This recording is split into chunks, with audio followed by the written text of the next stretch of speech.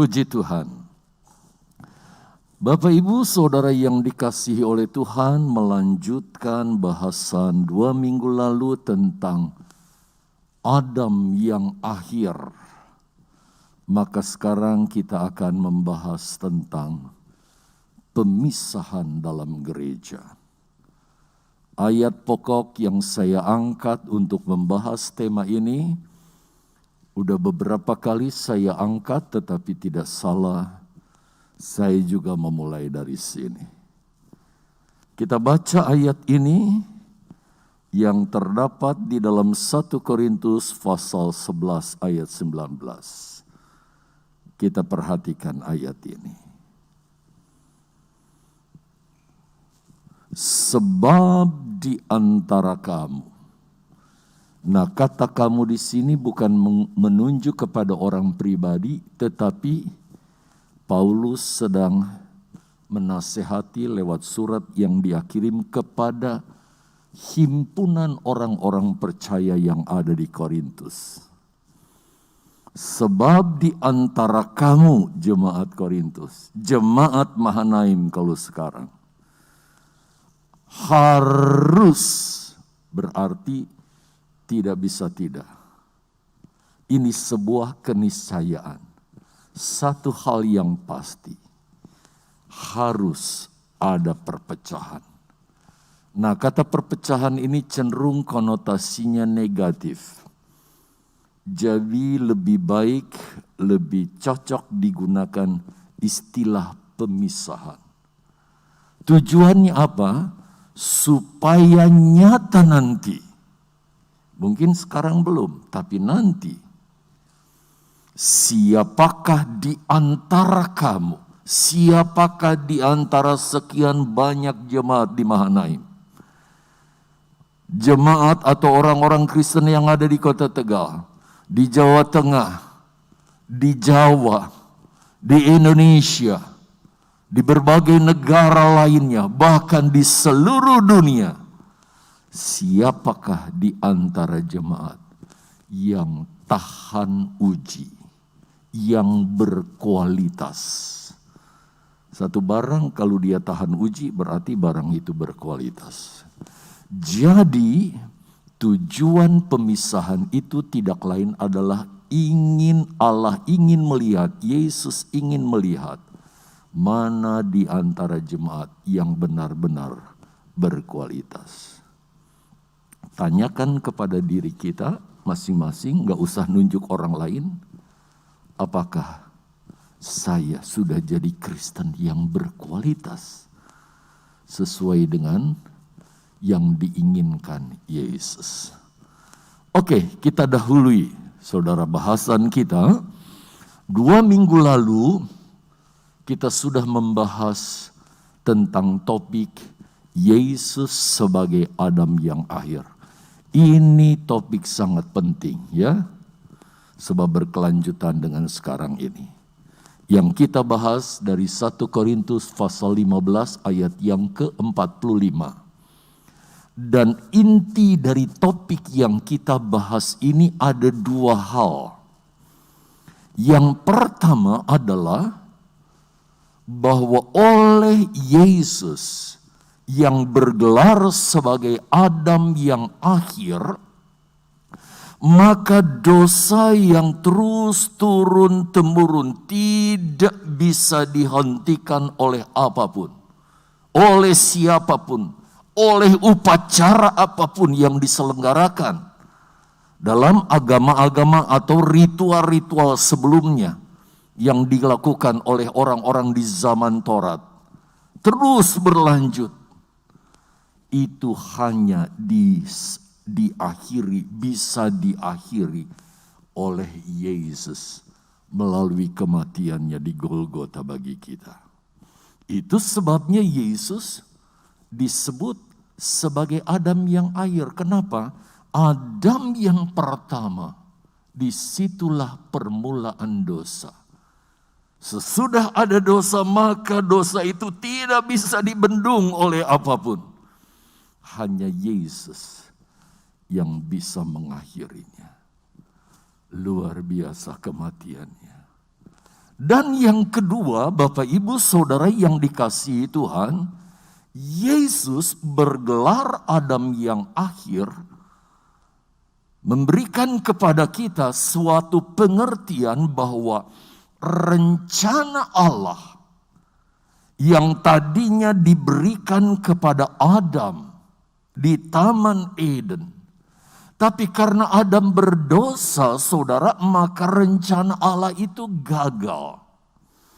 Tetapi melalui kematian Yesus, itulah awal di mana permulaan rencana Allah itu digenapi. Dan rencana Allah yang gagal dilakukan Adam itu akan digenapi oleh Adam yang terakhir. Oleh Adam yang akhir. Rencananya apa? Saudara sudah sering bacakan? Atau berulang-ulang gak ada? Balik lagi ada gak? Oh sudah ada. Sudah. Ini dia rencananya, bukan? Di dalam kitab Kejadian pasal 1 ayat 26 sampai 28. Saya sudah jelaskan begitu rupa 2 minggu lalu. Nah sekarang kita akan melihat siapa penyebab kegagalan itu. Sehingga ada dosa dan rencana Allah yang begitu mulia itu gagal. Siapa penyebabnya? Siapa yang buatnya? Kalau saudara pelajari kitab Kejadian pasal 3, saudara akan temukan. Walaupun tidak menuding secara langsung. Tetapi dari kisah itu saudara akan mengerti. Tetapi saudara, Rasul Paulus menjelaskan kepada kita dalam surat 1 Timotius pasal 2 ayat 14. Secara jelas dikatakan siapa penyebab kegagalan itu. Siapa yang mengawali dosa dan harus diakhiri oleh Adam yang akhir itu. Perhatikan ayat ini. Lagi pula bukan Adam yang tergoda. Seharusnya saya baca mulai dari ayat 10. Tapi mungkin agak terlalu panjang, saya langsung saja ya. Lagi pula bukan Adam yang tergoda, melainkan perempuan, maksudnya Hawa. Itulah yang tergoda dan jatuh dalam dosa. Jadi saudara, ketika Hawa sudah memakan buah itu, lalu dia berikan kepada Adam, dan karena cinta Adam kepada Hawa, dia tidak mau Hawa yang sendirian saja menanggung keadaan itu. Karena cintanya, dia ambil buah yang sama, dia makan sehingga sama-sama jatuh dalam dosa. Ini pun ada arti rohani yang begitu dalam. Nah, saudara yang dikasihi oleh Tuhan, kita melihat dari sini secara jelas dan nyata bahwa Hawa lah, bukan Adam, yang menjadi penyebab mulai dari dosa, lalu Adam gagal menggenapi rencana Allah. Kenapa saya bawa saudara ke sini? Kita perhatikan lebih jauh. Sekarang saudara, pertanyaannya adalah apakah kegagalan Hawa di Taman Eden akan terulang lagi?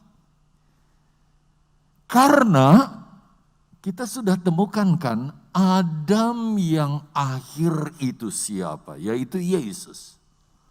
Dia bukan hanya menghentikan dosa, tetapi menggenapi rencana Allah yang gagal itu. Dia tidak mungkin bisa menggenapi rencana Allah yang gagal itu kalau cuma Adam sendiri. Sebab rencananya kalau saudara baca dalam Kejadian 1 ayat 26 sampai 28, di mana Adam dan Hawa harus beranak pinak, bercucu, berkembang biak, memenuhi bumi. Demikian pun Adam yang akhir harus memenuhi langit dan bumi yang baru yang akan Allah ciptakan dalam Wahyu pasal 12. Saudara, di sini berbicara tentang pernikahan rohani ya. Jadi Adam tidak bisa sendiri. Dia harus ada Hawa yang akhir.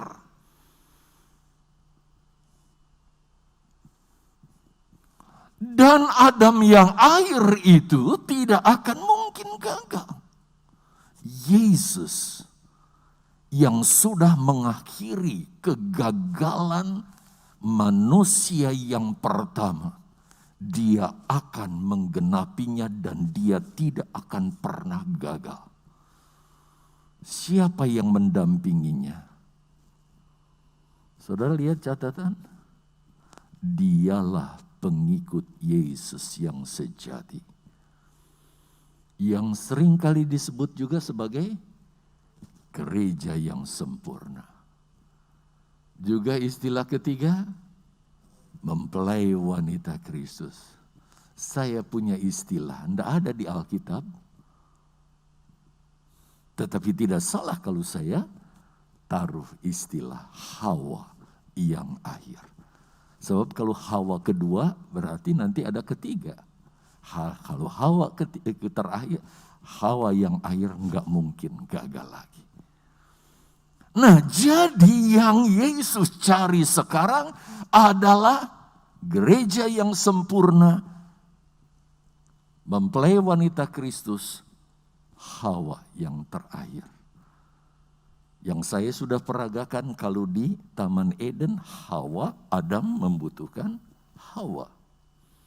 Tetapi nanti di langit dan bumi yang baru, Adam yang akhir, dia akan bersama dengan pengikut Yesus yang sejati.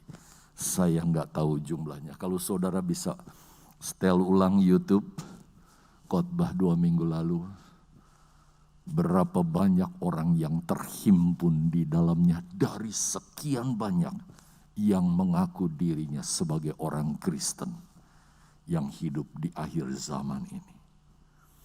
Perhatikan ini, untuk mendapat pengikut Yesus yang sejati, yaitu gereja sempurna atau mempelai wanita Kristus, yaitu Hawa yang akhir, saya istilahkan demikian, maka kepada setiap orang percaya yang hidup di akhir zaman, yaitu pengikut Yesus yang ada di abad 21 ini, Allah izinkan kita mengalami berbagai-bagai ujian, masalah, dan peristiwa-peristiwa yang belum pernah terjadi.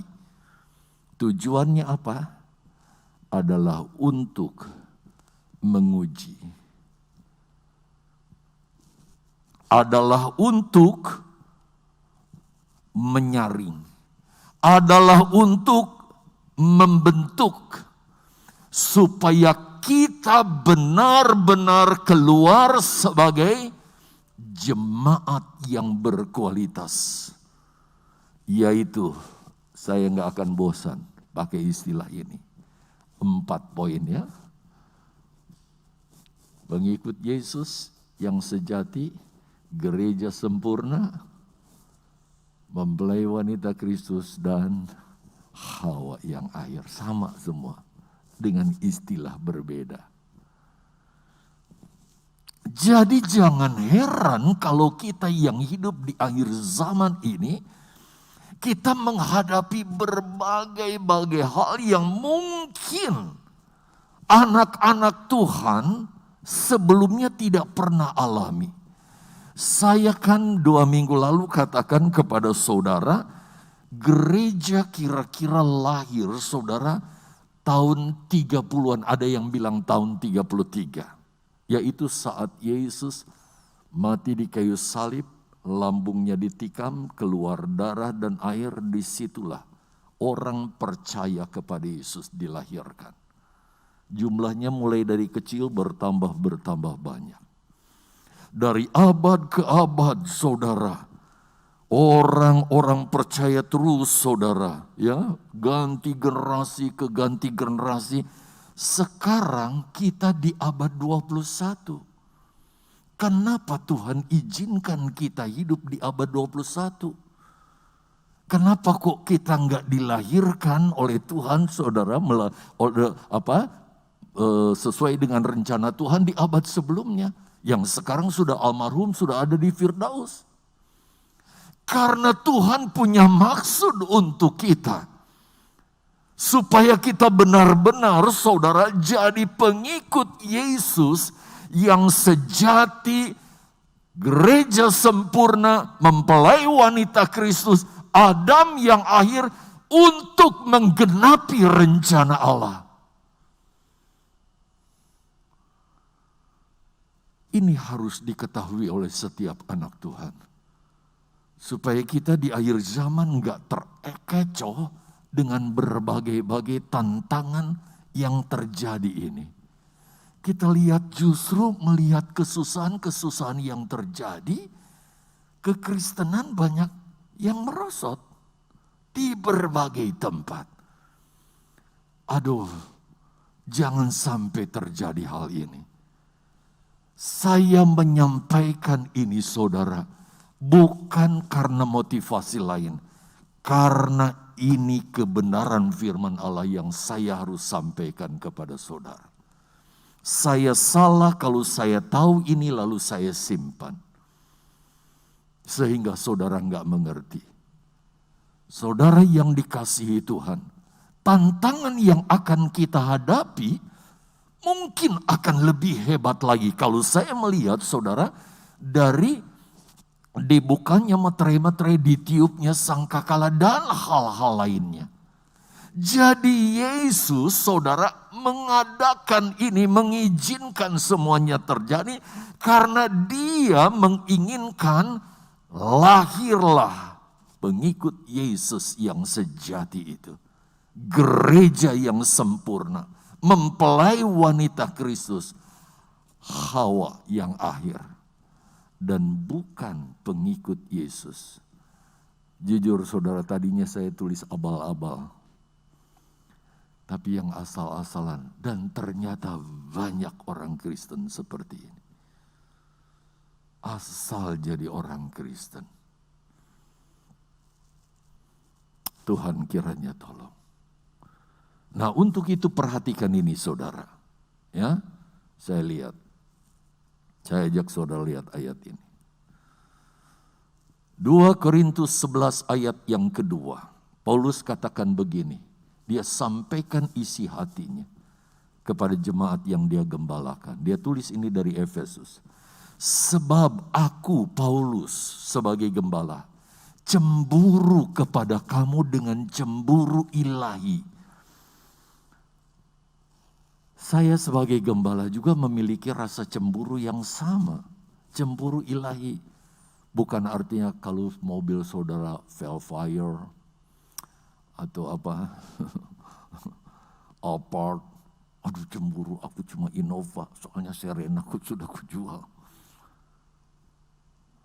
Bukan cemburu seperti itu, buat apa dicemburui itu saudara? Tapi Paulus katakan cemburu ilahi. Kenapa?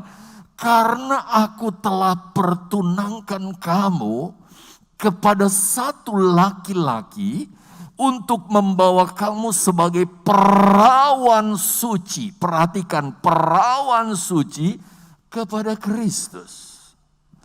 Paulus menggembalakan jemaat saudara. Dari kecil, dari tadinya jemaat itu enggak kenal Kristus, dibimbing, dibina, katakanlah dari baby yang enggak ngerti apa-apa, jadi kanak-kanak, remaja, putri, sampai menjadi gadis yang cantik, yang dijaga begitu rupa.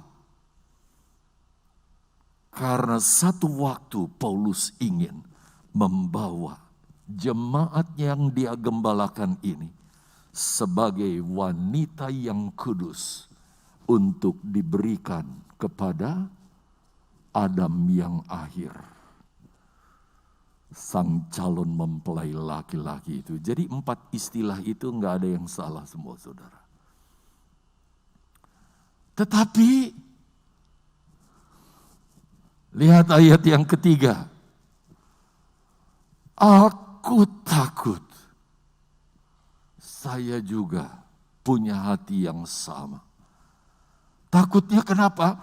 Kalau pikiran kamu disesatkan dari kesetiaan kamu yang sejati kepada Kristus, semua jawab, sama seperti Hawa diperdayakan oleh ular itu dengan kelicikannya. Paulus takut jemaat yang digembalakannya mengulang peristiwa Taman Eden, di mana pertunangan yang berakhir dengan pernikahan itu gagal karena si Hawa itu, Hawa yang akhir. Lihat ada cowok ganteng lainnya.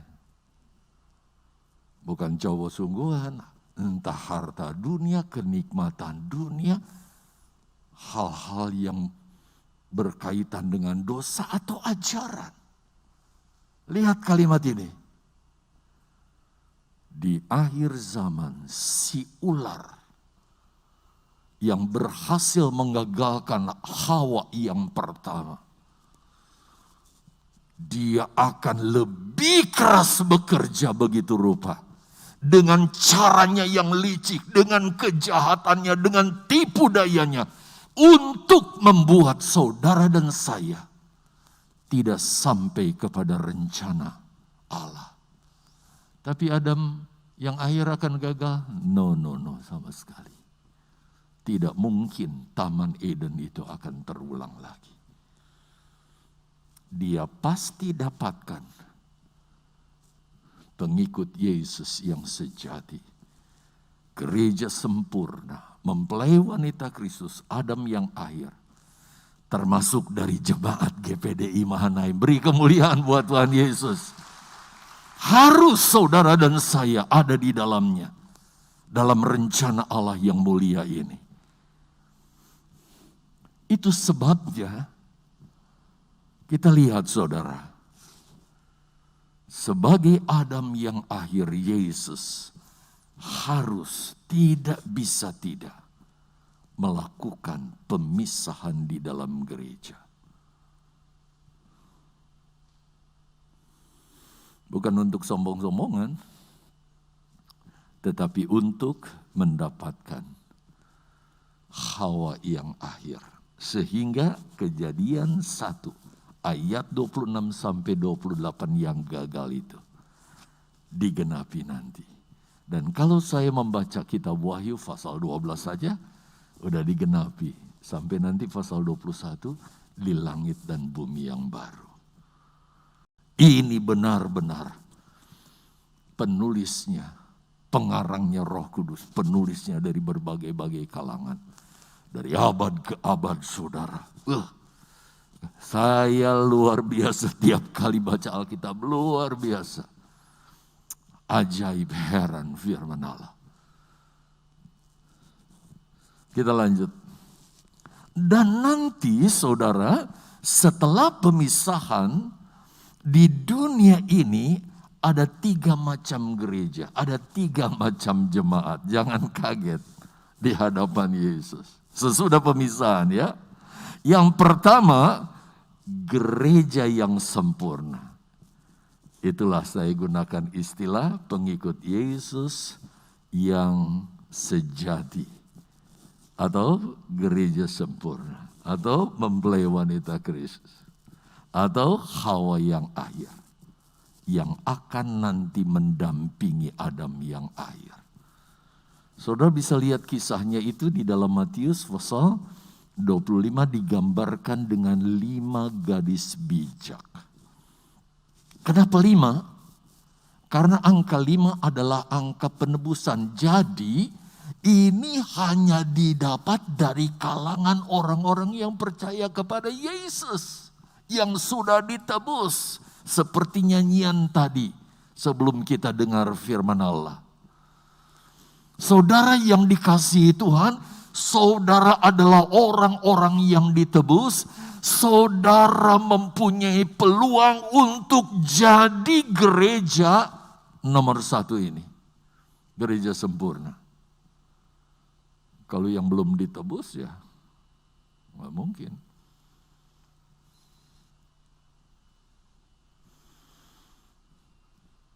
Nanti pada saat antikris berkuasa di bumi, saya akan jelaskan detailnya saudara. Jadi sekarang kasih dulu istilahnya ya, gambaran kepada saudara. Gereja yang sempurna yaitu pengikut Yesus sejati, mempelai wanita Kristus, Hawa yang akhir. Ketika antikris berkuasa di bumi, dia akan diluputkan Tuhan. Dengan cara apa? Sebelum antikristus itu memerintah, maka saudara Roh Kudus akan membawa secara supranatural para pengikut Yesus yang sejati. Atau gereja sempurna, atau saudara mempelai wanita Kristus, atau Adam yang akhir. Untuk disingkirkan, Hawa yang akhir untuk disingkirkan ke padang gurun. Saudara bisa lihat itu, gambarannya ditulis dalam Wahyu. Itu nanti ya, saya akan bahas itu. Satu gambaran yang saudara bisa bayangkan nanti bagaimana itu bisa terjadi. Saudara bisa baca itu di Kisah Rasul. Ketika Filipus disuruh menginjili sida-sida di Ethiopia yang pulang habis beribadah dari Yerusalem menuju Ethiopia, ditemui, diinjili, akhirnya kenal Yesus, dibaptis. Setelah dibaptis, mungkin saja saudara, sida-sida Ethiopia yang kaya raya itu ingin memberikan persembahan. Tiba-tiba Filipusnya sudah tidak ada. Kok nggak ada? Naik apa? Dan dikisahkan dia sudah ada di Asdod, sedang menginjil. Loh, kok bisa saudara? Itulah cara nanti. Bagaimana gereja sempurna. Pengikut Yesus sejati. Mempelai wanita Kristus, Hawa yang terakhir, akan disingkirkan. Nanti kita akan ke sana ya saudara ya. Dan yang kedua adalah gereja yang tidak sempurna. Kalau saudara baca Matius pasal 25 ayat 1-13, digambarkan dengan gadis-gadis yang bodoh. 5 gadis bodoh. Sekali lagi kenapa 5? Mereka orang Kristen ditebus dengan darah yang sama-sama aktif di gereja. Tapi enggak mencapai apa yang Yesus inginkan. Jadi pengikut Yesus sejati, gereja yang sempurna, mempelai wanita Kristus, Hawa yang akhir enggak mencapai ke sana. Jadi mereka ketinggalan karena enggak sungguh-sungguh mungkin. Mereka ditinggalkan dan mereka harus menghadapi masa pemerintahan antikristus.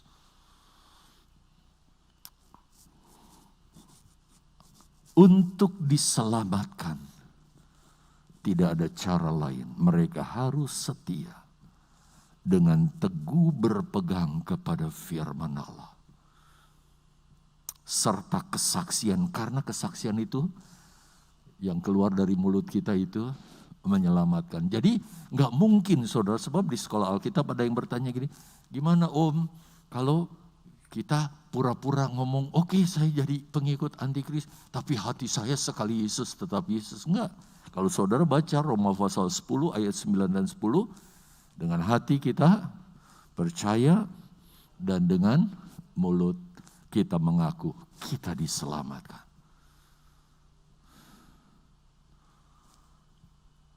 Dan yang ketiga, gereja palsu. Siapa gereja palsu? Orang Kristen, tetapi dia tidak berpegang teguh pada iman kepada Yesus dan firman Allah. Saudara, kenapa? Karena mereka terseret oleh ajaran nabi palsu. Sebab itu saudara, hati-hati dengan berbagai pengajaran di akhir zaman. Kenapa? Nanti apalagi kalau nabi palsu itu dinyatakan, itu dia baru dinyatakan setelah ditiup sangkakala yang kedua, saudara. Kalau dia dinyatakan, dia dapat melakukan perkara-perkara ajaib. Mujizat-mujizat yang dahsyat. Bahkan dia dikatakan dalam firman Allah bisa menyembuhkan, bisa membangkitkan orang yang mati. Sampai orang banyak yang tertarik karena dia akan menciptakan ajaran-ajaran baru. Itu sebabnya disebut gereja palsu. Itu sebabnya kekristenan gak bisa bergantung dengan mujizat. Kita percaya mujizat itu ya dan amin. Tuhan bisa melakukan. Tapi tempat kita berpegang dan berpijak kuat adalah firman Allah. Semua bilang amin.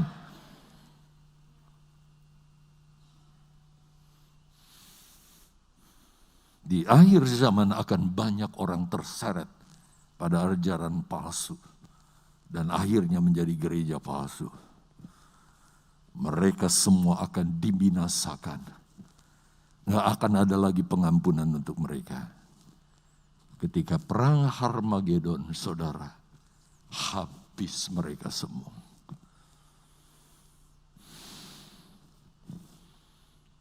Kalau begitu, bagaimana kita sekarang yang hidup di akhir zaman? Yang sangat memungkinkan kita akan hidup sampai ini digenapi. Tidak ada cara lain bagi kita. Kita harus membangun iman penurutan kesetiaan kita kepada Yesus. Agar saat pemisahan itu tiba, kita benar-benar masuk dalam bagian pengikut Yesus yang sejati. Gereja yang sempurna. Mempelai wanita Kristus. Yaitu Hawa yang terakhir. Menggenapi rencana Allah. Penggenapannya nanti dimulai di Meterai ke-7. Puncaknya Wahyu pasal 12. Realisasi di mana kita di langit dan bumi yang baru. Wahyu pasal 21. Wow, dahsyat saudara. Kalau kita bahas itu semua. Saudara dan saya, kita semua harus semakin sungguh-sungguh. Bukan menurun. Covid apa nanti masalah yang kita hadapi. Sekali Yesus, tetap Yesus. Kita semakin meningkat dalam pengiringan kita kepada Dia. Bukan merosot, bukan menurun.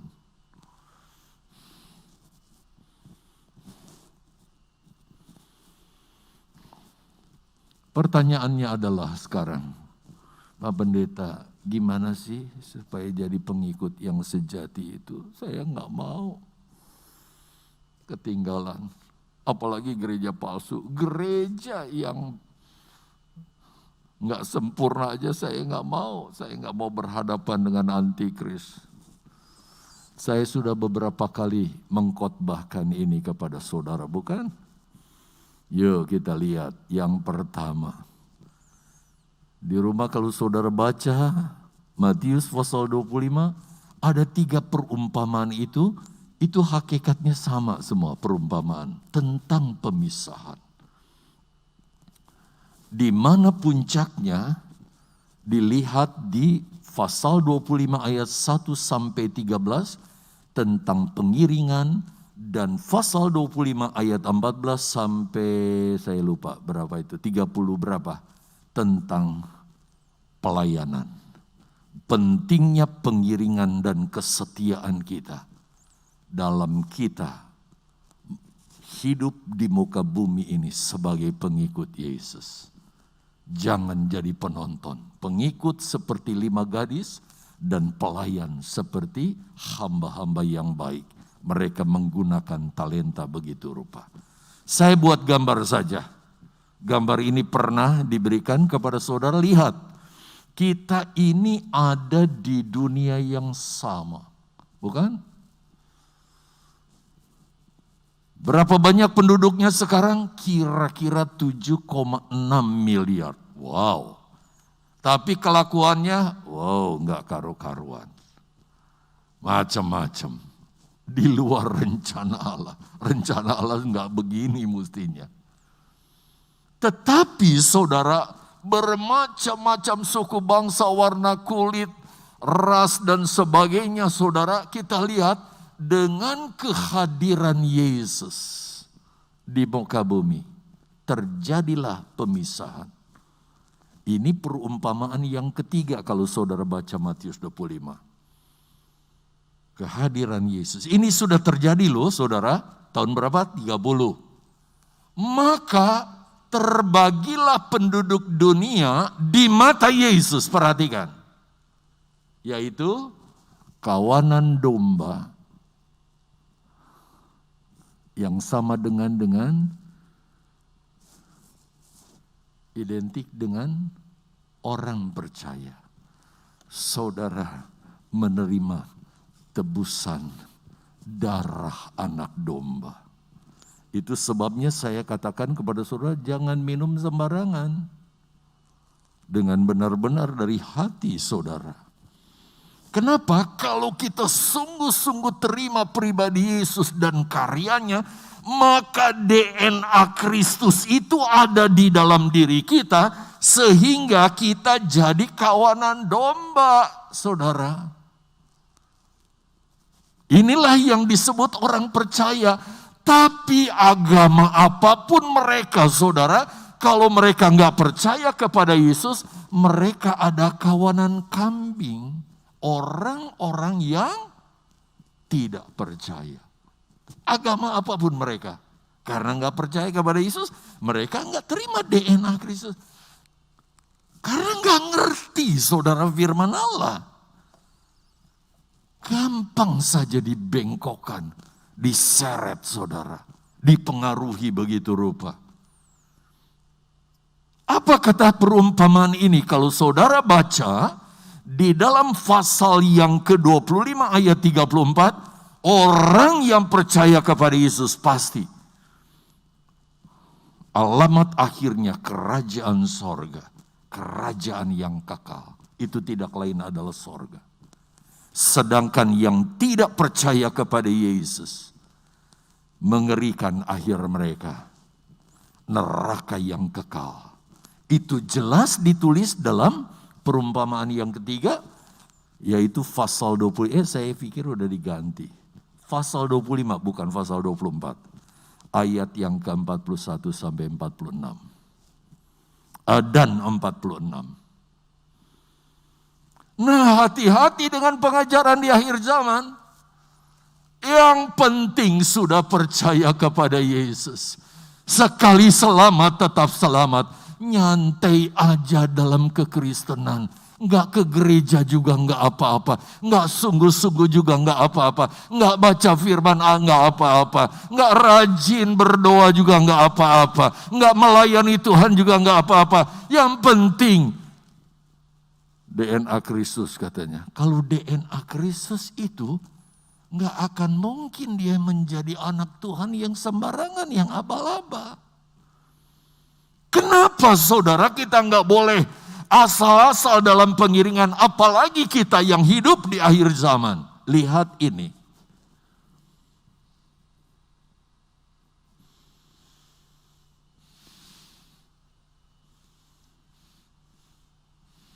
Kalau ini sudah alamatnya pasti. Tapi menjelang Yesus datang kedua kali, akan ada yang namanya pemisahan.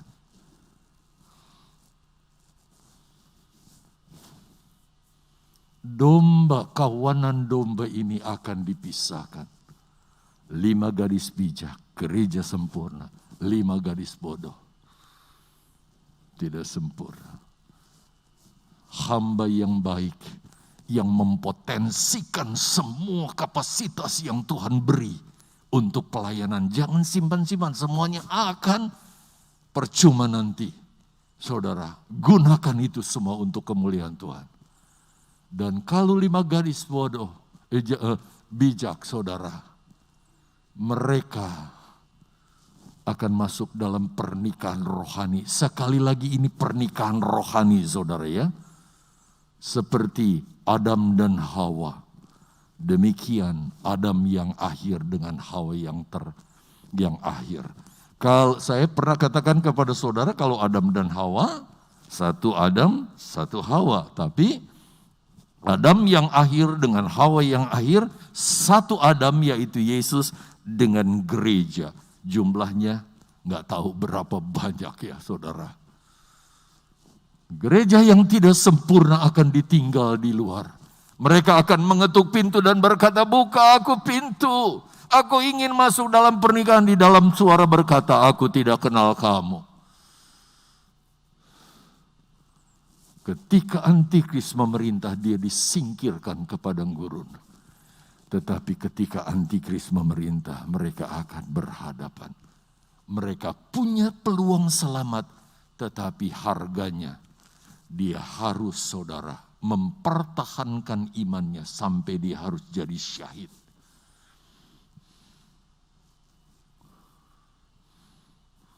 Ketika Yesus datang kedua kali, dia nggak akan alami kematian lagi.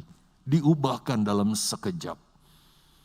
Sedangkan gereja yang tidak sempurna, mereka akan mati semua dengan cara syahid, lalu dibangkitkan saat Yesus datang kedua kali, masuk ke dalam kerajaan 1000 tahun yang kemudian berlanjut saudara.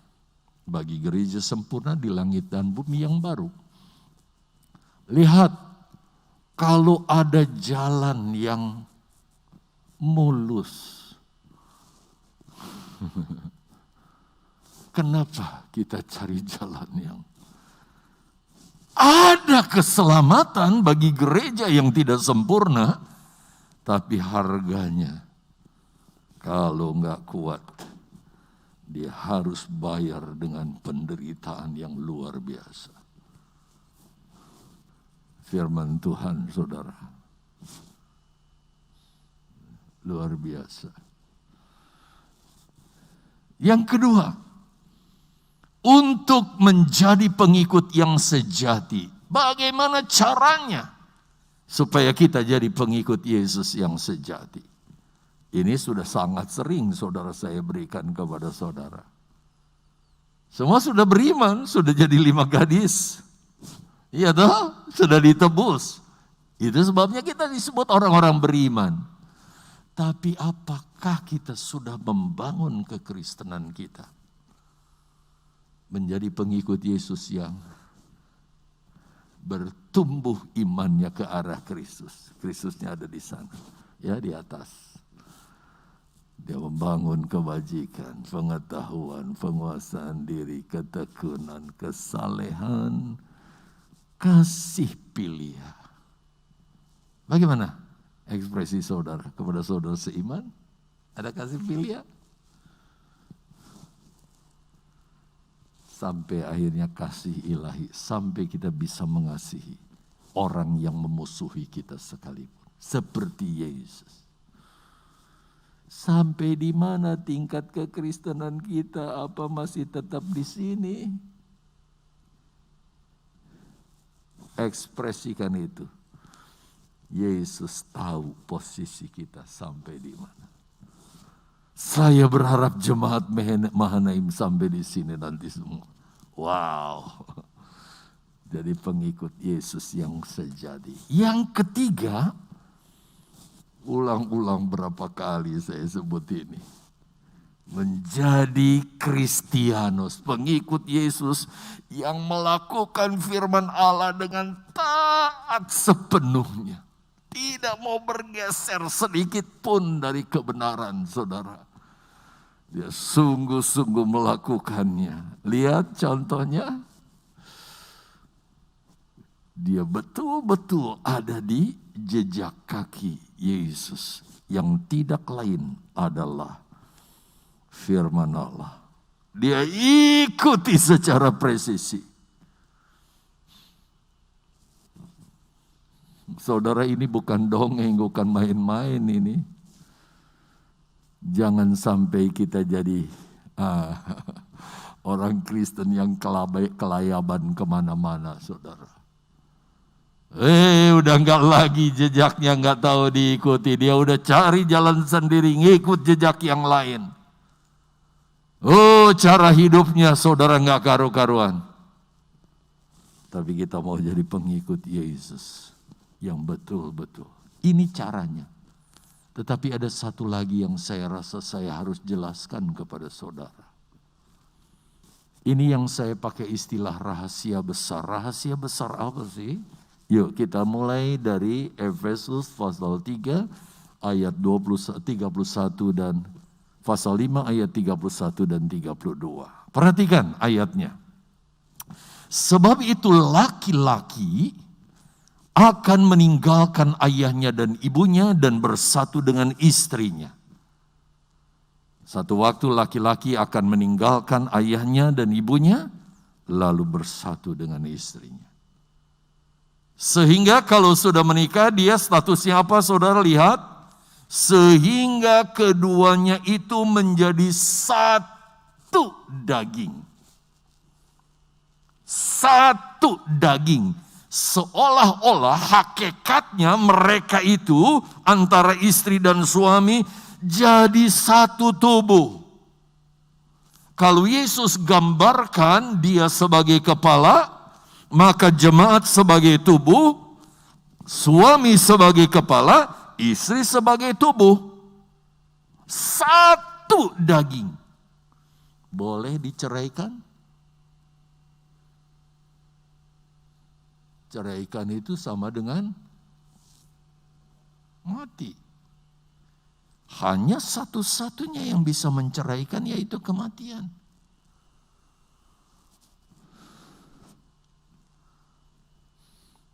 Dan saudara, persatuan antara pria dan wanita ini merupakan rahasia besar. Firman Allah berkata suami dan istri dalam pernikahan Kristen itu adalah rahasia besar. Rahasia besarnya apa? Saudara perhatikan, ikatan pernikahan suami dan istri dalam rumah tangga gambaran dari hubungan antara Kristus dan gerejanya atau jemaat, yaitu himpunan orang percaya. Jadi gambaran saya dan istri saya dalam pernikahan itu merupakan rahasia besar dari sebuah gambaran pernikahan yang belum kita lihat sekarang sebab belum terjadi antara Adam yang akhir, yang menghentikan kegagalan Adam pertama, dengan nanti istrinya Hawa yang akhir. Itu rahasia besarnya. Kalau kita enggak menghargai pernikahan jasmani saudara antara kita dan istri, istri dan suami, bagaimana kita bisa masuk ke pengalaman rahasia besar itu? Pernikahan jangan main-main, saudara. Halo remaja pemuda, masih mau kawin gak? Kalau mau kawin, yang serius, bukan buat main-main. Sebab itu sebuah gambaran rahasia yang sangat istimewa antara Kristus dan gereja. Dan ini harus dipraktekkan saya mulai dari rumah tangga. Hal ini harus dipraktekkan dalam tiap-tiap rumah tangga oleh seorang suami, saya suami, dan juga oleh seorang istri, Ibu Ibet, istri. Harus dipraktekkan. Praktikannya gimana? Seorang suami harus mengasihi istri Dan istri harus menghormati suaminya. Ini dalam Efesus pasal 5 ayat 23, ayat 33. Mengapa harus dipraktekkan? Mengapa harus dipraktekkan? Lihat, sebab alasannya ini. Saya dalam pernikahan, saudara, harus mengekspresikan pernikahan yang kudus, rohani antara Adam yang akhir dengan nanti calonnya Hawa yang akhir.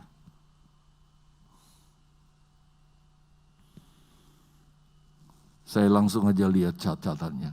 Bila dalam ikatan pernikahan yang jasmani, saya dan istri saya tidak bisa praktekkan kewajiban saya sebagai suami. Istri saya tidak bisa praktekkan sebagai istri. Lihat ini, perhatikan ini. Yaitu mengasihi dan menghormati istri. Istri juga mengasihi dan menghormati suaminya. Baca titik yang kedua.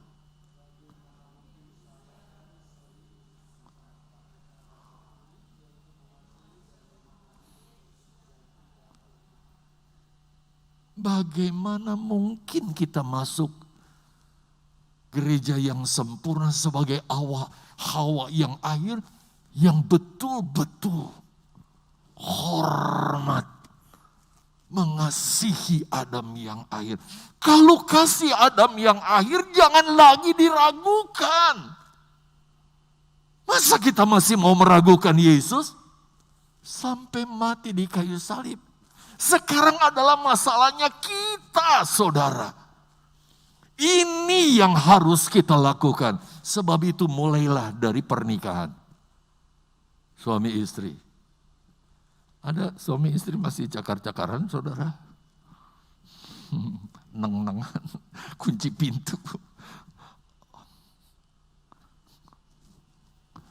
Bagaimana mungkin kita bisa mempraktekkan, yaitu mengasihi Tuhan kita yang gak kelihatan? Kalau yang kita lakukan, yang kita lihat di rumah, yang harus kita praktekkan, kita gak praktekkan. Gak mungkin kita masuk gereja yang sempurna. Nah ini juga harus dipraktekkan oleh seluruh anggota jemaat. Termasuk maksud saya ini pemuda-pemuda yang belum kawin, remaja-remaja. Ada yang bertanya begini, bagaimana kalau saya belum menikah? Saya mau praktekkan itu, kepada siapa saya harus praktekkan mengasihi? Lihat ini, saya langsung ajak saudara lihat catatan saja. Ya, saya juga kadang-kadang berkembang begitu rupa sampai akhirnya jadi gini waktunya. Semua anggota jemaat GPDI Mahanaim, mulai dari kanak-kanak, jadi bapak-bapak mesti ajarkan ini. Bagaimana dia bisa ngajarkan ibu-ibu kalau dia nggak bisa praktekkan? Mama papa sendiri. Anak-anak, mulai dari kanak-kanak, remaja, pemuda, suami, istri, orang tua yang sudah lansia, berstatus janda maupun duda. Lihat, bila kita ingin jadi pengikut Yesus yang sejati, gereja yang sempurna, mempelai wanita Kristus, lebih jelas lagi saya pakai istilah Hawa yang akhir. Apa yang kita harus praktekkan? Kita harus praktekkan ini. Yuk kita baca bersama, semua baca dong. Yuk, 2, 3. Jawab Yesus, hukum yang ialah, dengarlah hai orang Israel, Tuhan Allah kita, Tuhan yang esa. Jadi Tuhan orang Kristen itu bukan 3, saudara. 1. Tapi dari kesatuan itu hakikatnya ada 3 oknum. Berikut 2, 3. Kasihilah Tuhan Allahmu dengan segenap hatimu dan dengan segenap jiwamu dan dengan segenap akal budimu dan dengan segenap kekuatanmu. Saudara, praktek mengasihi Tuhan adalah kasihi Tuhan dengan segenap hati. Kasihi Tuhan dengan segenap jiwa. Kasihi Tuhan dengan segenap akal budi. Kebijakan yang Tuhan berikan kepada kita. Dan juga kasihi Tuhan dengan kekuatan kita, potensi kita. Kalau saudara miliarder kolektornya 5.000, itu bukan kekuatan saudara.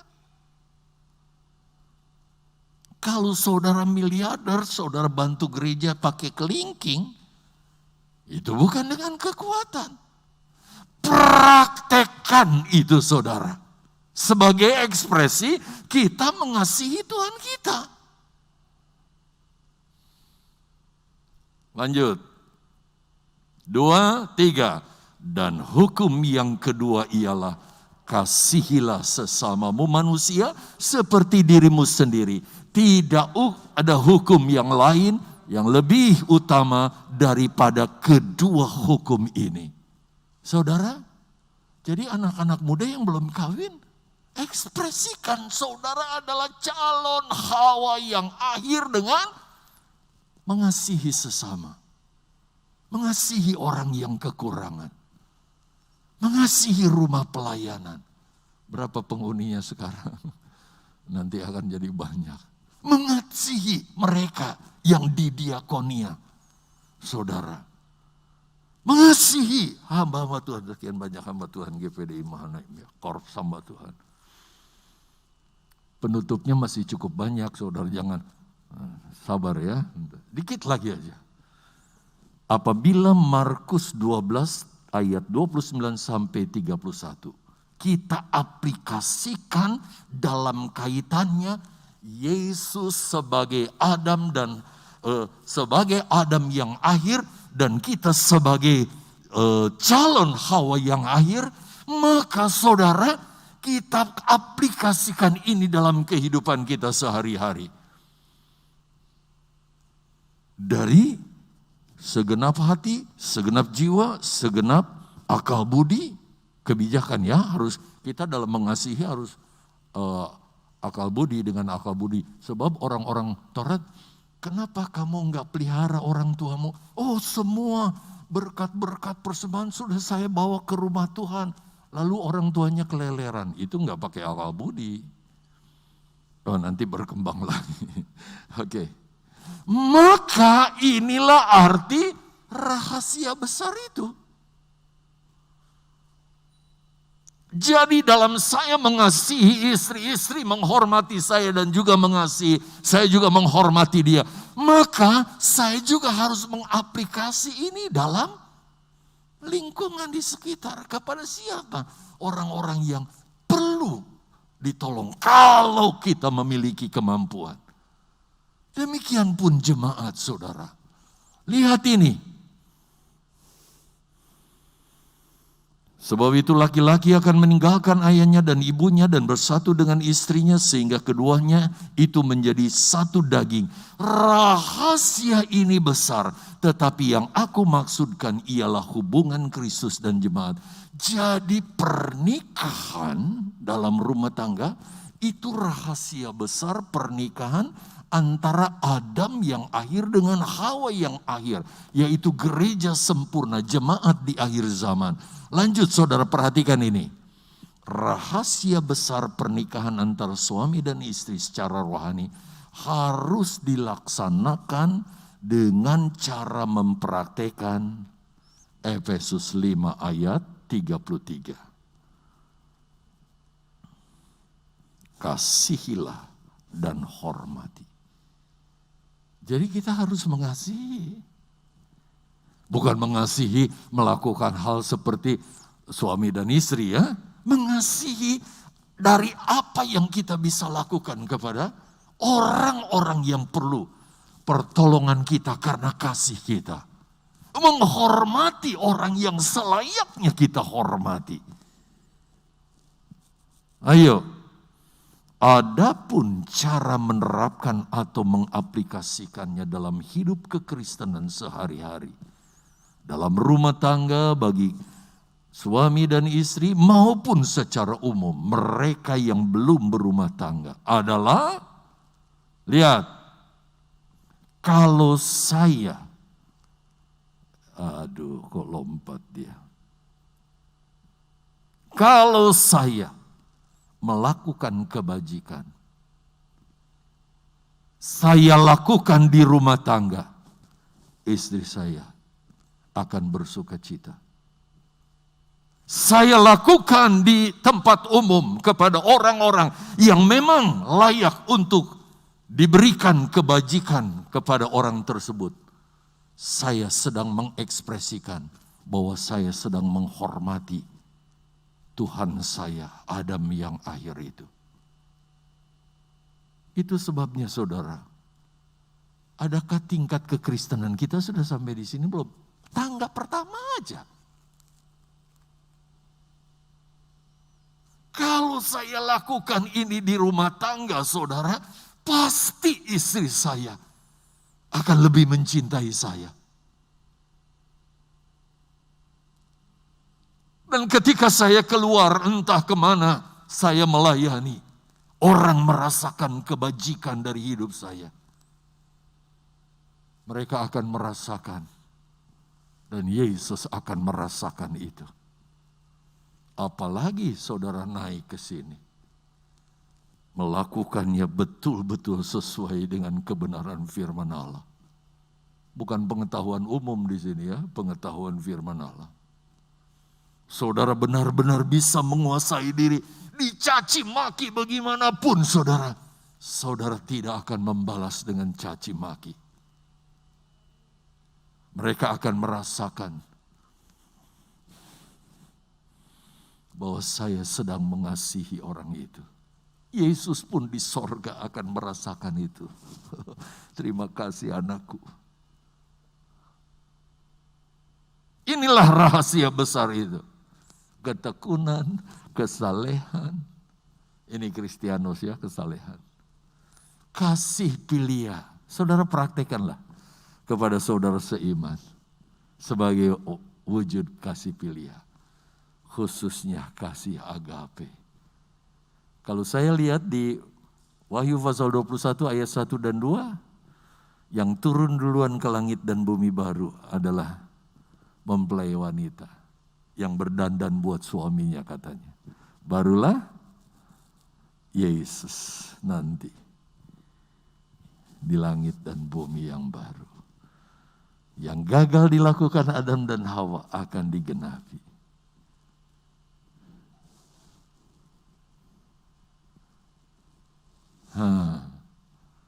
Kalau saudara dan saya melakukan firman Allah dengan betul-betul saudara, dimanapun saudara tinggal dan berada, orang akan terberkati.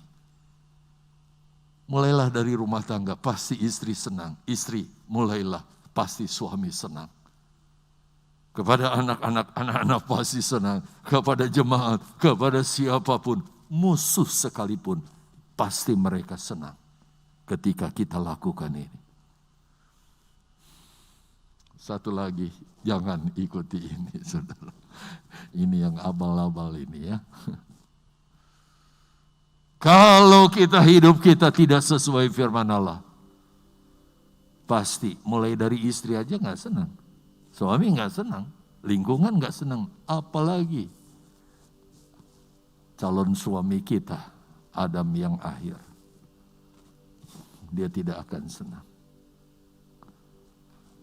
Tuhan memberkati saudara sekalian.